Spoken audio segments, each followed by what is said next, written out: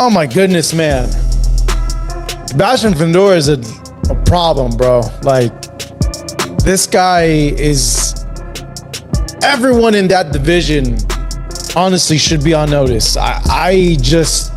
How are they gonna beat this guy? Honestly, how are they gonna beat Fundora, man? Like, he has all these natural advantages over all these. It is not fair.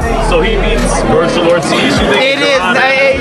Forget about. It is not fair for him to be in that weight class. Would you pick him against the 154? So is that what you're saying? Like, it is not fair for him to be in that weight class. They need to calibrate them skills. We don't know how he makes that weight. All stuff. There is some kind of trickery going on in boxing that no. Oh man, it was a shutout. He did what he was doing good with the jab, and he stopped him. That was a good. It can't be Arias. It can't be Arias. Surprise? I had him winning. Yeah, since the beginning. But yeah, he was a big. He's like the tallest. He was taller. He should have been in the NBA. Should have been in the NBA. I used to not like watching film on some of my guys. Cause like they never find me how they fight other people. I think that's how Fundora must feel all the time. He's never gonna get a fighter that can fight his natural style or the style that he wants to fight against him. Sebastian Fondora just shocked the boxing world, 6'6", and towering over Thurman, yet making 154 pounds like it's nothing. Could this height advantage actually be breaking the rules of the sport? He's 6'6" and 150 pounds. It's insane. Keith Thurman, a former unified champion and one of boxing's most respected names, was left nearly unrecognizable. His face was swollen and bloody, looking less like a fighter who'd gone a few rounds and more like someone who survived a high-speed crash. But almost immediately after Sebastian Fondora's hand was raised, the internet exploded with a different kind of shock. Fans, insiders, and pro fighters weren't just stunned by the savage TKO, they were shouting foul play. Keith Thurman got his ass. Ooh, he got his ass whooped last night. Ooh, damn. Ooh, shit. Fuck the Tower Inferno. Hey, y'all remember that dude from Street Fighter? What's his name? Dowsum? Oh, Dowsum? That mother with them long ass arms from Street Fighters back in the days. Damn. Woo, ooh, ooh, ooh. Damn, Keith couldn't cut the distance on that dude, man. Made his face look like goddamn roadkill. I was thinking when I was watching, I seen his face swelling up and shit, man. Woo, damn. I was saying, damn, he needs to bathe his face in Preparation H. Yeah, that shit sound funny, huh? That booty hole green sound funny, but that's what he needed. He needs some Preparation H. Hey, listen to me, Thurman. Put that Preparation H on there, man. That'll remove a lot of that bruising, bro, and all that blood that's in your shit underneath your skin. Ooh, man, gosh, man. It wasn't shit you could do. Look, you had Fundora came with a game plan, and he knew you very well. Oh, he knew. Shit, he knew you before you attack. You kind of like your feet shuffle, and then you explode in combinations. All he did was step back out of range. I told y'all that motherfucker been working on his step back game to keep his distance. I told y'all. You know. Shit, did y'all hear him after? What'd he say? Let me put my glasses on so I can see you. I told you that motherfucker can't see. But he can feel. He can feel. He can feel. He poking around. He can feel. The debate flared up before the fighters even left the arena. All eyes were on the absolute genetic marvel that is Sebastian Fondora. At 6'6", with an 80-inch reach, he has the build of a heavyweight, yet somehow makes 154 pounds. Boxing purists and fellow fighters are struggling to accept it. Rolly Romero didn't hold back, openly hinting at hidden tricks in how the towering powerhouse consistently hits weight. Social media exploded with claims that Fundora is an unfair cheat code. For many, his enormous frame gives him a terrifying leverage advantage that shouldn't exist in this division. It feels less like a fair fight, and more like watching a man step into the ring armed with a weapon no one else has. Fundora the best version you've seen? And Man, that dude need to be 86 from the division. He way too tall. I'm sorry, they need to calibrate them scales. I don't know how he making them weight classes. It is not fair. cheat code. It is not fair. So he beats Virgil Ortiz. You think It is. Forget about. It is not fair for him to be in that weight class. Would you pick him against the 154? So is that what you're saying? Like, It is not fair for him to be in that weight class. They need to calibrate them scales. We don't know how he makes those that weight. All stuff. There is some kind of trickery going on in boxing that nobody wants to talk about. What do you think about the sustained beatings that he passes out when he fights? It's the way he gets on top of people and just the body just destroys him. Man, he over there trying to chop everybody's head off. I'm telling you like this, man. I sit there, man. I just look around, I'm like, there's no way. Like you gotta go over there and just like boom, right on the top like that, right? Hope for the best, you know. Facts. How would you beat him? Like that, I would just sit down and I'll go like, and you know what? I bet you anything. I bet you he could make 47 too, and I don't know how he would do it. how much better has he gotten? Like from? Oh no, he's gotten way better. He's gotten way better. Dude, that dude a freak of nature. I don't know how he do it. Who do you think is a better challenge for him, Boots or Zayas? Provided that one of them wins. Man, I think he beat. I think he beat them, man. Like I said, man, that's a difficult dude to beat. The thing is, how you gonna reach him? How you gonna reach him? You gotta stay close to him. He's good on the inside, but you gotta stay in the He's good on the inside. He's better on the inside. Things turned even darker when images of Thurman's face started spreading online. The damage was so extreme, so shocking, that a scary rumor spread fast: tampered gloves. Some fans and analysts argued that normal 16 Oz gloves and standard punches couldn't cause that level of destruction so quickly. The sheer amount of blood and the depth of the cuts made people wonder about removed padding or hardened materials. While the Athletic Commission hasn't confirmed any foul play, seeing a seasoned fighter like Thurman beaten beyond recognition in just a few rounds naturally has the boxing world looking for a dirty explanation.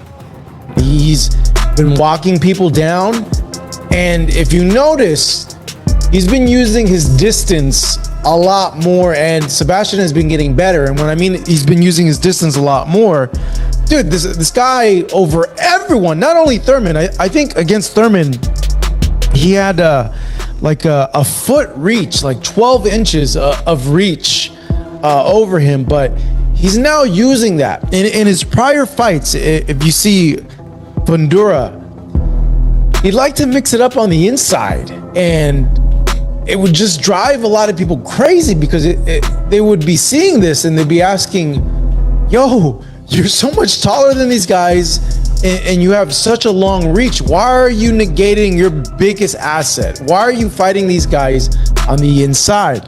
And if you've seen in the Booker fight, in the second Zoo fight, and in this fight, he's been walking people down, but being smart, using his reach, picking people off, trapping them, and just staying just outside of range where they can't hit him, and using his reach.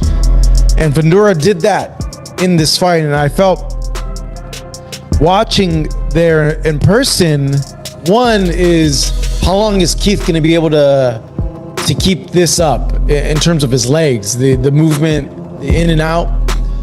And as the rounds kept going on, I noticed like a change in body language and demeanor in Thurman. Like the punches were really starting to get to him.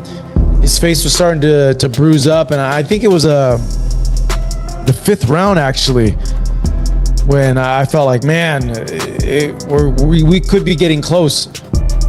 Whispers of foul play picked up steam when legendary boxing analyst Teddy Atlas joined the conversation. He pointed out that this isn't the first time a Fundora opponent walked away with shocking, unusual injuries. Atlas highlighted Fondora's recent fight with Tim Tishayu, a bout where Tishayu suffered a bizarre, gaping head cut that ruined his vision and changed the fight completely. Look, he's a problem. But, and I'm not being a party pooper, I love Fundora. But before we go too crazy, remember the guys that he's beaten recently. He beat Costas, he beat, what's his name, Zoo. He beat Zoo, who he had beaten once before in a controversial fight where Zoo was bleeding very badly. And before he fought him in a rematch, Zoo had been knocked out. So he beats Zoo, and then he beats, Thurman, who's been very inactive, moved up in weight, and was a huge underdog for those reasons. So let him beat somebody maybe a little bit of a higher level of thought before you go too crazy. But I agree, he has improved since you won the title. For Atlas and countless fans, lightning rarely strikes the same way without cause. The shocking similarities between the brutal cuts on Tu and Thurman are raising serious questions. What once seemed like coincidence has turned into a full-blown investigation by online sleuths, hinting that these violent results could be a deliberate part of Fondora's game plan. And then your face looked like you had a whole bunch of pepperonis all over that motherfucker. Bro, the referee was like, man, let me save you, man, because, your wife gonna look at you different. You go back home with all them pepperonis all over you. She gonna look at you different. That's it. So, referee saved your ass, man. Because you was gonna be a meme, a highlight reel, ESPN. Yeah, you was gonna be a meme because he was gonna body your ass, bro. For real, he was gonna put your ass in the damn dirt. Straight up. So, you need to be thanking the referee. You need to send the referee some damn flowers, some candy or something. Send them something for saving your ass, Keith. For real, man. You shouldn't be mad or disappointed, bro. That energy you feeling in your heart, bro, and that pain you feel in your heart, bro, hey, you might can get one more. Go do another one, man. Yeah, go do. We approve, or the stormtroopers approve for you to get one more. Just do one more, just to see, like, you know what I mean? Is it over? Is it over? Cause this motherfucker you fought is abnormal. I told y'all, man. This dude, I try to tell y'all. I try to tell everybody, man. But I don't get them right all the time. But shit, I got this one right. Beyond the obvious damage, sharp-eyed fans spotted highly questionable moves inside the ring. Those analyzing the fight frame by frame uncovered sneaky tactics that turned Thurman's night into a nightmare. Some claimed Fondora was illegally holding the back of Thurman's head while landing heavy shots, a move banned because of the huge leverage it gives. Combined with his towering height, Thurman was trapped and gasping for space. It wasn't just about reach. Fondora used his body like a weapon, bending the rules right in front of the referee. Fans argued these moves were completely unnecessary since Fondora already dominated, making the subtle fouls feel even more ruthless. Now, the fight gets stopped. Keith is not happy about it. I know in the post-fight, he kind of went off on referee Thomas Taylor. Thomas Taylor's, I feel, is a very, very good referee. And I think emotions got into it. Keith's a warrior. Obviously, he wanted to continue, probably go out on his shield, but like, look, bro, look. Thomas Taylor more than likely did you a favor, man. Like, I love the guy. I love Keith. I have a lot of respect for him, man. And if you want to keep fighting, him stopping it is conducive to you still being able to have more fights, because it could have gotten a lot worse from that point on. And I think that's a sentiment that you guys at home, right? Like, feel like that was the right time to stop that fight and to preserve Keith so that he can continue fighting and saved him from potentially an even worse knockout, a broken orbital bone or something like that, you know. So I think the fight was stopped when it should be stopped. But like Rolly said post-fight when we caught up with him, like, Fundora's a cheat code. This version of him is now. Like before, there was a lot of openings there. And I know a lot of fighters in breaking down tape of Fundora still think that those disadvantages are still there. But man, I'm telling you, he's cleaning them up. He's getting better at every single fight. And I think the longer time goes and the more fights he gets, imagine this, he gets, you know, Spence and Charlo, and then he goes into these other title holders. Like, that version of Fundora is going to be so much better, so dangerous compared to the one that we saw against. Dismissing Fondora's win as just cheating overlooks a serious truth about his growth as a fighter. Former champ Chris Algieri broke down the fight, exposing a chilling reality. Fondora isn't just a tall, awkward kid throwing wild punches anymore. He's become a calculated, lethal threat to Thurman. He dominated the fight by throwing over 40 jabs around, something he barely did earlier in his career. Yeah, Thurman is not really a real 154-pounder. He's only got 2 knockouts in the last 11 years, but he provided almost no resistance. He landed a couple of big shots, 2 or 3 big shots throughout the fight, and didn't do anything to hurt Fundora.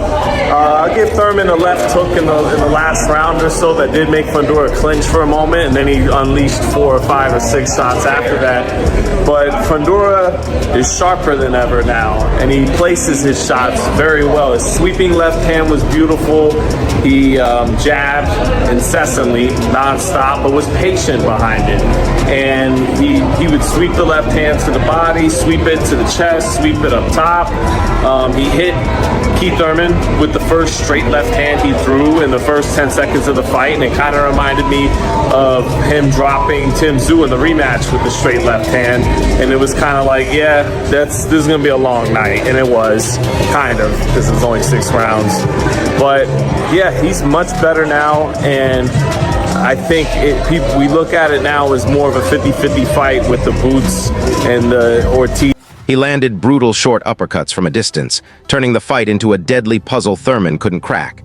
When Fondora snapped Thurman's knees with a perfectly timed left in round 2, the story changed. This wasn't just about size or strength. It was masterful strategy from a fighter who has finally figured out how to fully harness his freakish physical gifts. And just defensively, he kept it a lot tighter now. I even noticed in the Tszyu rematch a lot of time when he punches, his hands come back to his chest, his hands would come back to his waist. The opposite hand that he's throwing with isn't really home defensively, but he was a lot more defensively sound in that regard tonight. The hands placement was much better on defense, and I like the get back king stuff. Anytime Thurman would land a shot, he would come back with 4 or 5 or 6 more, like a Benavidez, like a Eric Morales, like a Emmanuel Navarrete, guys that are get back kings. They return fire and try to you hit me with 1 and I'm coming back with 4 or 5 or 6 right away. And they get mean when you land a good shot. They want to send a message with their return fire. So on to what's next. Well, he might be going on a PBC fighter retirement tour. So, because I asked after the fight about unification with the winner of a potential Boots and Zayas fight, and I asked about fighting Virgil Ortiz. Samson Lukowitz, his promoter, grabs the mic and says, why even consider Ortiz right now when he's in legal troubles with Oscar De La Hoya?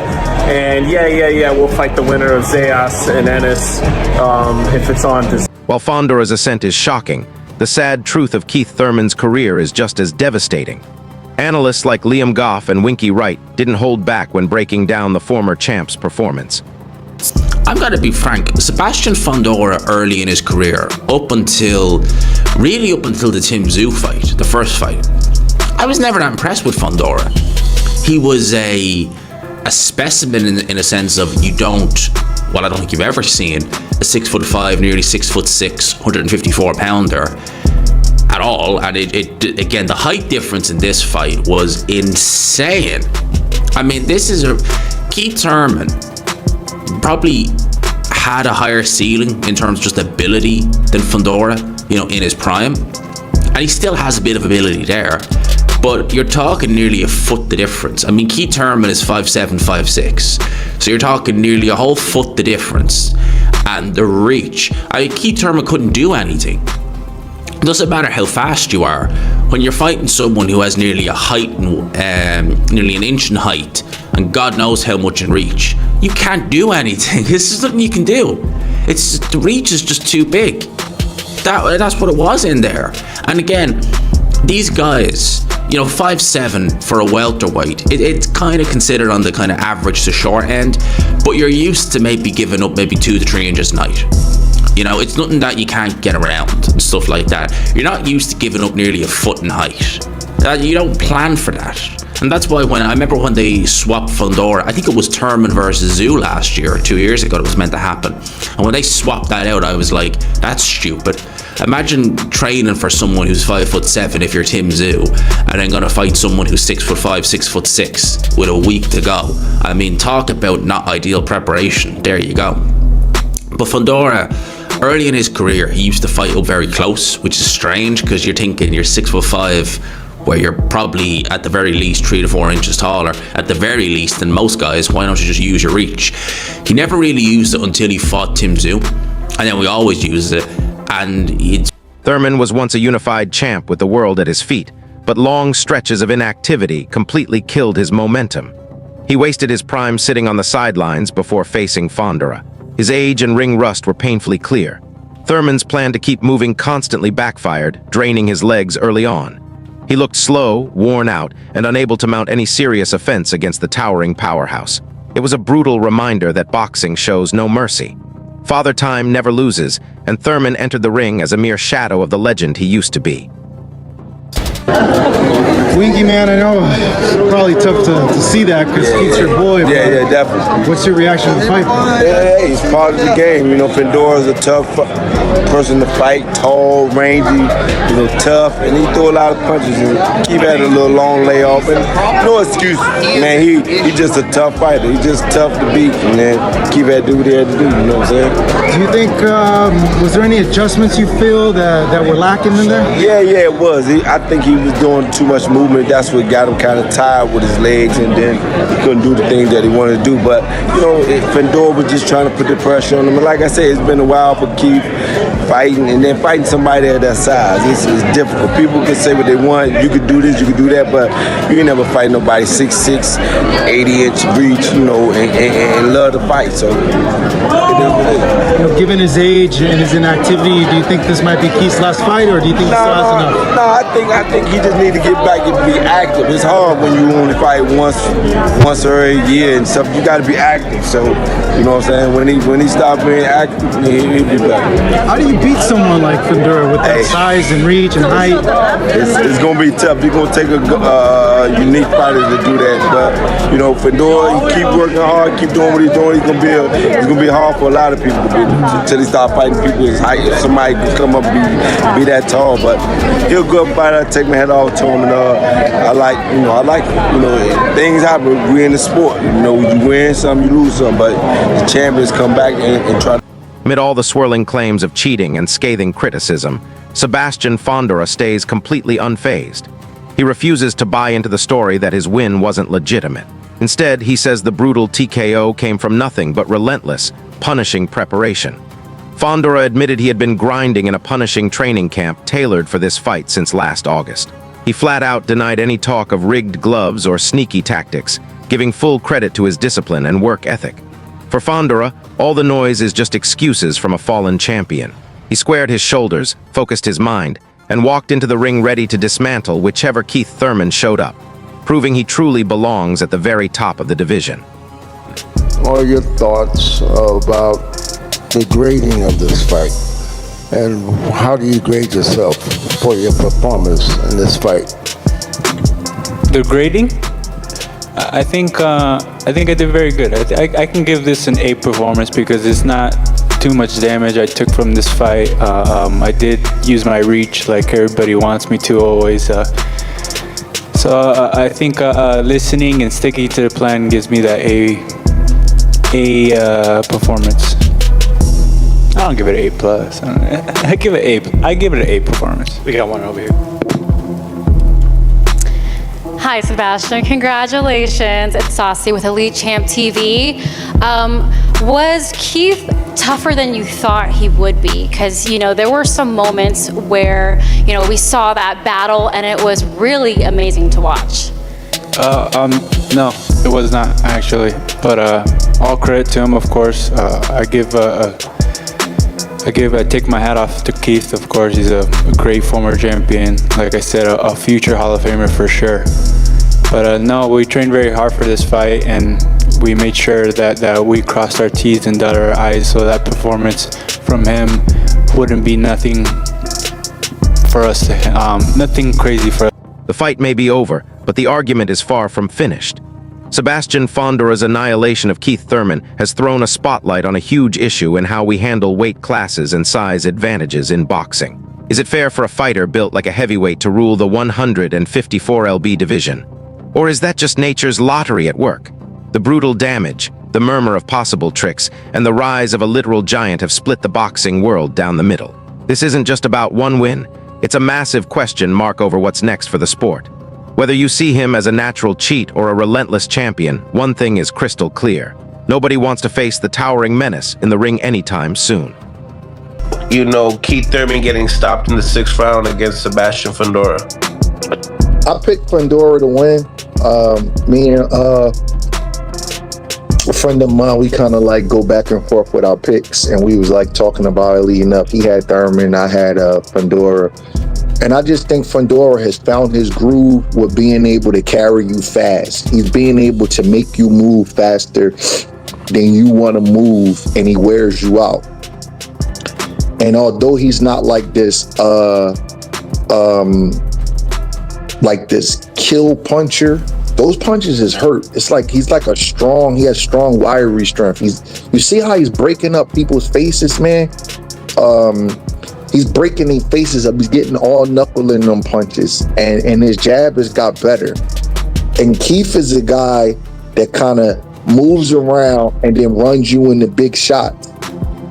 It's hard to run a guy into a big shot. They got Keith listed as 5'9.5". He's not. I've been around him. If you look at his stare downs with guys like Danny Garcia and Sean Porter, he might be 5'8". And Sebastian Fondora, I'm 6'3". Sebastian Fondora is about 6'5", 6'6". So I just didn't think that Keith would be able to run him into a shot. He would have to reach too much. If Keith could like go forward a little bit better and kind of make him sit on the inside and beat him to the punch there, I think he would have a better chance. But he's not really an inside fighter like that. He's like a bounce rhythm fighter.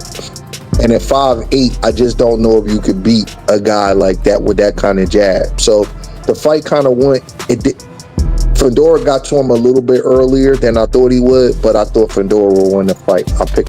We want to hear what you think. Should height really decide boxing divisions? Did Sebastian Fondora get an edge he shouldn't have in this fight? Drop your thoughts in the comments. That wraps up today's video. If you liked it, smash that like button, hit subscribe, and tap the bell so you don't miss our next videos. And seriously, share your opinions below. We love reading them. Stay tuned, and we'll see you in the next one. This video is created for informational and educational purposes only, aimed at keeping boxing fans updated. All content is used under fair use guidelines, and no copyrighted material is intended to infringe on anyone's rights. This video has been made unique and more informative with the help of AI tools to enhance clarity and engagement for our audience.